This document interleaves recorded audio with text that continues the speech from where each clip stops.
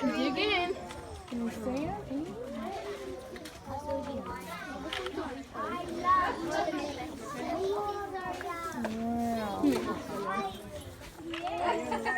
These two white lions here are 12 years old. And I do emphasise they are white lions because we've had people complaining they're not white, they're cream. But they are white lions.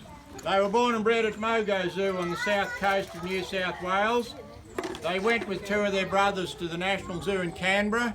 They're up there for a number of years, and then these two went up to Dreamworld and they're up on the Gold Coast for a while.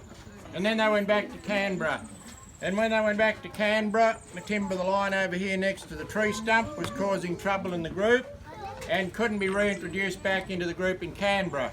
So they were put in the off-display area for rehoming. And our two old tawny lions had previously died of old age, so we put our hand up to get these two. And even though we had a permit for 4 lions, it took nearly 18 months of hassling with the DPI, that's the government department who control the permits, to get permission to go and get them. We told the then director of the DPI there was a chance that these two were going to get put down because there was nowhere for them to go, and he replied, "It's not my problem," which was a bit of a shame because white lions are now rated as technically extinct in the world. There's only 102 white lions left in the world and we've got 2 of them. So we're a bit disappointed that he took that attitude, but anyway, we've got them. They've been here for about 4.5 years. They're giving them something to do, getting it out of the tyre. The lioness over the back, she's 14. The old lion with her is 13. I went up to Darling Down Zoo the other year, that's a little zoo out of Toowoomba up in Queensland, and chucked them in the trailer and brought them back. And when they arrived, these two boys were in really good condition.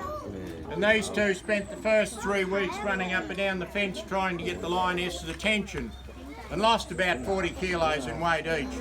But I tell people that's what girls do to boys, make them run around and lose weight. Took me a while to get the weight back on them again. Now they're in pretty near perfect condition now.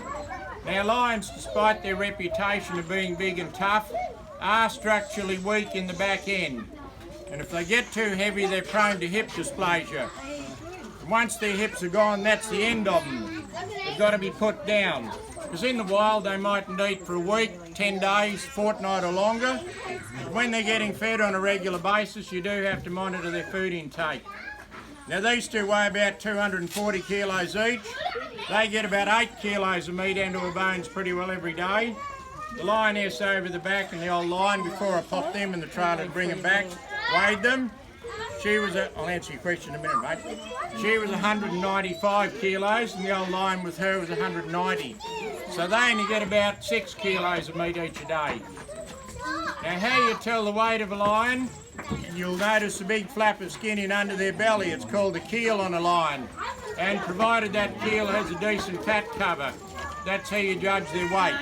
Because if they were 2 or 3 times the weight, they'd still look pretty much the same over the top.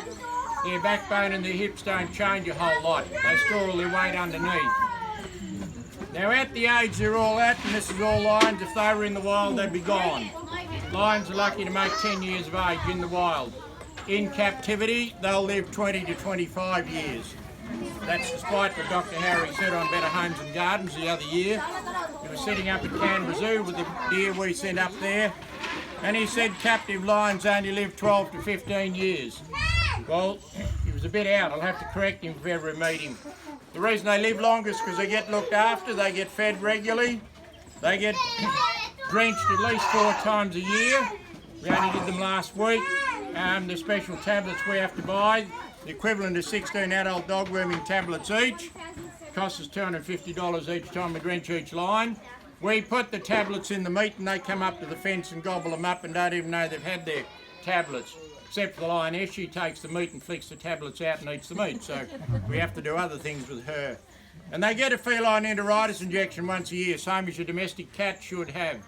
And because we're one of the only zoos that take vet students from the unis, we've sometimes got a vet student coming or going. And if there's anything unpleasant to do around the zoo, like stick needles in animals for whatever reason, we'll get the vet student to do it. Because someone in the zoo has to be the designated bad guy.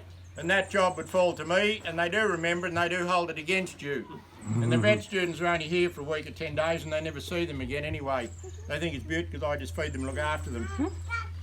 Now their colouring, they can be a lot lighter colour than this, not cream. Some people think white lions are albino lions, they're not. The gene that causes the colouring in white lions was isolated a few years back, and it's a chinchilla gene, same as your chinchilla cats. And that's what causes the coat colouring and the eye colouring. Their eyes can either be yellow or blue. If they were albino, they would have red eyes. Now they diet any red meat, beef predominantly. We do get donated old animals that can't go to market. They're pretty particular what goes for sale nowadays. Rather than the farmer have to get rid of them or leave them in the paddock, they'll give them to us sometimes, and we process them and put them in the freezer in the cool room. So we've had a good supply of meat lately, which has been beaut. They will eat other meat bar red meat. The couple who bring the organic poultry to Mansfield for the butcher shop and supermarkets had a freezer failure the other year and rang and asked would we like some meat. We said yes please. And they bought out 450 kilos of turkeys, chicken wings, chicken schnitzels and all those sort of things. And they dined on them for a few weeks. But they got to the stage they wouldn't eat the damn chicken schnitzels unless I scraped the breadcrumbs off them. So they got fussy. But red meat is their preferred diet. Now the reason white lions are all but gone from the world is because the poachers are watching the whole time in South Africa. Any cubs that are born, if they get the opportunity, they'll grab them, slaughter them and skin them and sell their skins. There's a zoo over there, been breeding white lions for a number of years, trying to get up numbers to release back into the wild. The poachers got in the other year and slaughtered 11 of his breeding stock. So white lions are never, ever going to be back in the wild again. The only place you're ever going to see them now is behind wire in zoos and wildlife parks. So we're lucky to have them. And they are the only white lions in Victoria too. All right, I think that's covered it. Now, someone up here had a question. Yes? Sorry? Oh, this one's the dominant one of the two, but they're both probably equal strength. Yes? How old? They're 12, these two. 12 years. A bit older than you are. Any other? Oh, yes, question. Oh, not really. They're all pretty cool. The lioness and lion over the back, I can pat and scratch them normally when there's no meat involved, but no, they're all pretty good. Yes. How can you tell which one's which? Oh, they're entirely different. When you're with them every day, you can pick. Yeah, they're easy to tell. They look totally different. Yes, mate. Oh, they're